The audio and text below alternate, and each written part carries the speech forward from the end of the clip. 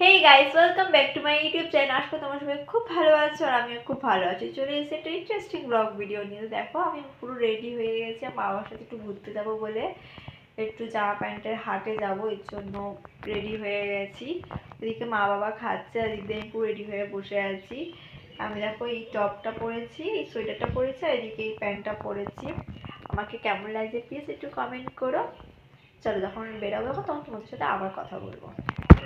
তো গাইস দেখো আমি মামার সাথে এই যে ঘুরতে যেতে বেরিয়ে পড়েছি। এদিকে মা এই মাসিটা যেন মাসিটার সাথে কথা বলছে, তো কথা বলা হয়ে যাওয়ার পর চলে আসলাম টালিখোলার হাটে। হাটে এসে দেখি সব হাট বন্ধ হয়ে গেছে, কারণ আমরা ভুল টাইমে গেছি, 4:30টার সময় গেছি। হাট খোলা দেখেছি সব ভোর 5টা থেকে দুপুর 2টো অবধি। আমরা জানতাম না বলে যে ওখানকার একটা লোক আমাদের বলে দিয়েছে টাইমিংটা, ওই টাইমে আমরা পরের বার যাবো। তারপরে চলে গেলাম হাটের থেকে, চলে গেলাম কলিমোড়ে। কলিমোড়িতে এসে ফুল নিয়ে নিয়েছি।